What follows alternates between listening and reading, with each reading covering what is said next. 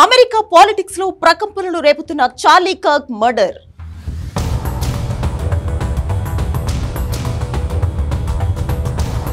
Gun culture ను తప్పుపడుతున్న సమయంలోనే చార్లీపై కాల్పులు.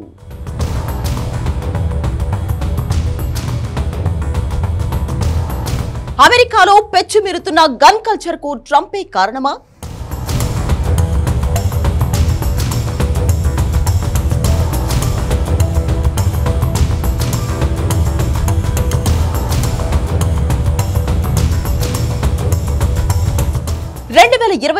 జూలై 13వ తేదీ అమెరికా అధ్యక్ష ఎన్నికల ప్రచారం పీక్స్ లో కొనసాగుతున్న సమయం.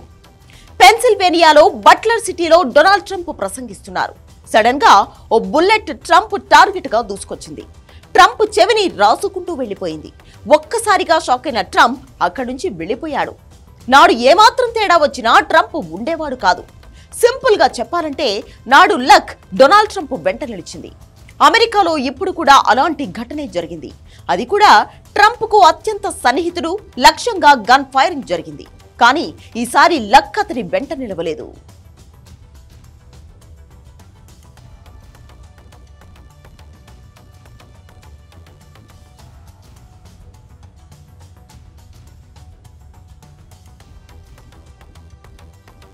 ఉటా వ్యాలీ యూనివర్సిటీలో వేల మంది సమక్షంలో జరిగిన ఈ ఘటనే అమెరికాను ఉలిక్కిపడేలా చేసింది.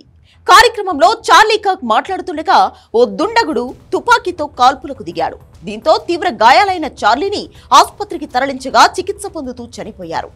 అమెరికాలో మాస్ షూటింగ్స్ పై యూనివర్సిటీలో చర్చా కార్యక్రమానికి చార్లీ కర్క్ హాజరయ్యారు. ఓ టెంట్ లో అతను కూర్చొని ఓ విద్యార్థి ప్రశ్నకు బదిలిస్తున్న సమయంలో దుండగుడు కాల్పులు జరిపాడు. దీంతో వెంటనే పోలీసులు కర్క్ ను ఆసుపత్రికి తరలించారు. కాసేపటికే చార్లీ మరణించాడు.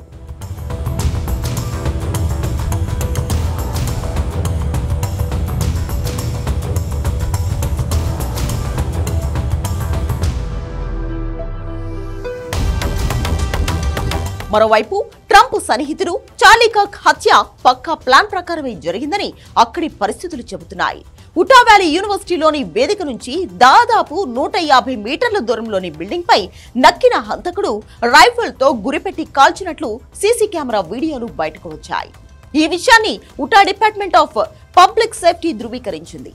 ఈ మొత్తం వ్యవహారంలో ట్విస్ట్ ఏంటంటే అమెరికాలో తుపాకీ హింసలో ట్రాన్స్జెండర్ వ్యక్తులు ఎన్ని మాస్ షూటింగ్స్ కు కారణమన్న దానిపై ఎదురైన ప్రశ్నకు సమాధానం ఇచ్చిన మరుక్షణమే బుల్లెట్ చార్లీ మెడలో నుంచి దూసుకుపోయింది.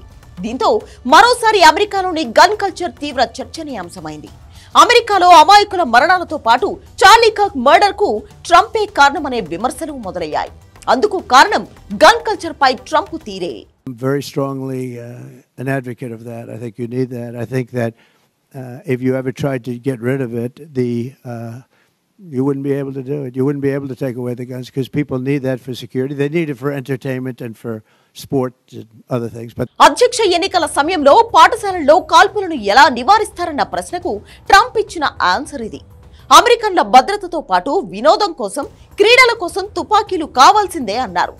ట్రంప్ ఇచ్చిన ఆన్సర్ చాలా మందికి షాక్ ఇచ్చింది. స్కూళ్లలో ఉన్మాదులు ఇష్టం వచ్చినట్లు అమాయక పిల్లల ప్రాణాలు తీయడం వినోదం అవుతుందా అని మండిపడ్డారు. నిజానికి ట్రంప్ మొదటి నుంచి గన్ కల్చర్ కు మద్దతుగానే ఉంటున్నారు. ఎన్నికలకు ముందు అమెరికాలోనే పవర్ఫుల్ సంస్థగా పేరున్న నేషనల్ రైఫిల్ అసోసియేషన్ ను ఉద్దేశించి కీలక వ్యాఖ్యలు చేశారు. తనకు ఓటు వేసి వచ్చే 4 ఏళ్లలో గన్స్ కు ఎలాంటి ఇబ్బంది లేకుండా చూసుకోవాలని వారికి పిలుపునిచ్చారు. తుపాకీ యజమానులకు అత్యంత ఆప్తుడైన అధ్యక్షుణ్ణి తానేనని గర్వంగా ప్రకటించుకున్నారు. ఎందుకంటే ట్రంప్ కు నేషనల్ రైఫిల్ అసోసియేషన్ మద్దతుతో పాటు ఆ సంస్థ వ్యాపారంలో లాభాలు కూడా కావాలి.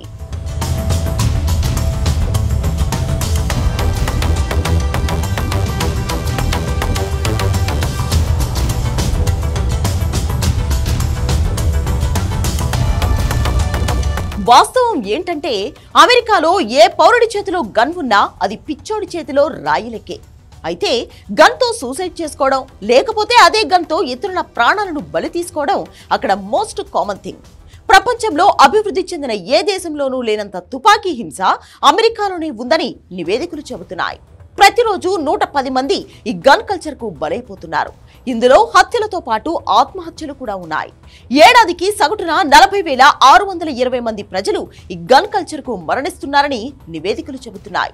2009 నుంచి ఇప్పటి వరకు ఏడాదికి సగటున 19 మాస్ షూటింగ్స్ జరుగుతున్నాయి.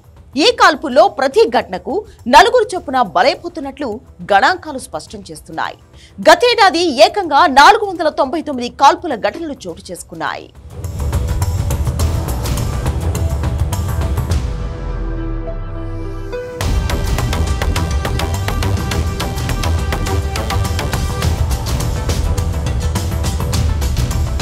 నిజానికి తుపాకులను ఎక్కువగా వాడుతున్న వారిలో అధికులు రిపబ్లికన్ పార్టీ సభ్యులే. అందుకే అధికారంలో ఉన్న ప్రతిపక్షంలో ఉన్న గన్ కల్చర్ చట్టాలకు రిపబ్లికన్ పార్టీ పదే పదే అడ్డుతగులుతూ వస్తోంది. ఓపెన్ గానే గన్ కల్చర్ కు మద్దతు తెలుపుతోంది. ట్రంప్ చేస్తోంది కూడా అదే. ఏటా వేలాది ప్రాణాలు తుపాకీ తూటాలకు బలైపోతున్నా తమకు వ్యాపారమే ముఖ్యమన్న విధంగా ఆ పార్టీ ప్రతినిధుల తీరు ఉంటుందనే విమర్శలు ఉన్నాయి. ఎందుకంటే అమెరికాలో ఆయుధాల మాఫియా చేసిందే శాసనం. అంతేకాక అదంతా $100 కోట్ల బిజినెస్ కూడా.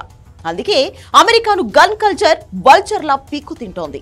చివరికి ఆ కల్చర్ ఇప్పుడు ట్రంప్ సన్నిహితుడిని మింగేసింది. అందుకే చార్లీ కర్క్ ను చంపింది అమెరికా అధ్యక్షుడే అనేది.